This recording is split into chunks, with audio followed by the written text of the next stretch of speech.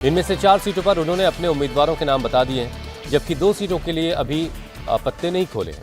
कुशवाहा की पार्टी ने मधुबनी सीट से माधव आनंद को टिकट दिया है। समस्तीपुर के उजियारपुर से प्रशांत कुमार पंकज को उम्मीदवार बनाया है, जबकि रोहतास जिले की सासाराम सीट से अपनी पत्नी स्नेहलता को टिकट दिया है।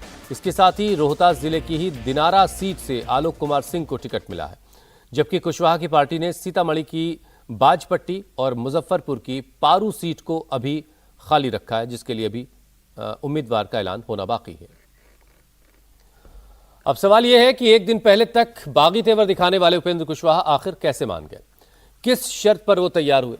तो खबर यह आ रही है कि दिल्ली में अमित शाह और जेपी नड्डा के साथ मुलाकात में उपेंद्र कुशवाहा को महुआ सीट के लिए ना कर दिया गया, लेकिन सासाराम की सीट के साथ साथ बिहार विधान परिषद में एक एमएलसी की सीट का ऑफर दे दिया गया, जिसके बाद वो मान गए और पटना लौट गए। दरअसल उपेंद्र कुशवाहा महुआ की सीट अपने बेटे दीपक प्रकाश के लिए मांग रहे थे, जबकि सासाराम से वो पत्नी स्नेहलता को उम्मीदवार बना चुके हैं। बीजेपी ने कुशवाहा को सासाराम की सीट दे दी थी, लेकिन महुआ की जगह उन्होंने एक एमएलसी की सीट देने का भरोसा उपेंद्र कुशवाहा को दिया है। नहीं, नाराजगी जैसी कोई बात नहीं होती है।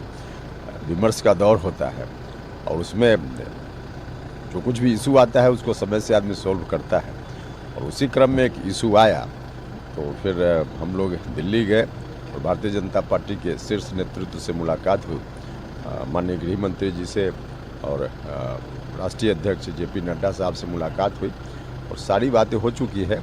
और वहाँ जो कुछ भी बात हुई उसके आधार पे यहाँ भी, क्योंकि बिहार के संदर्भ में ही सारी चीज़ें हैं, तो यहाँ भी सब लोगों के साथ बात हुई है और उसके आधार पे अब कोई कन्फ्यूजन नहीं है।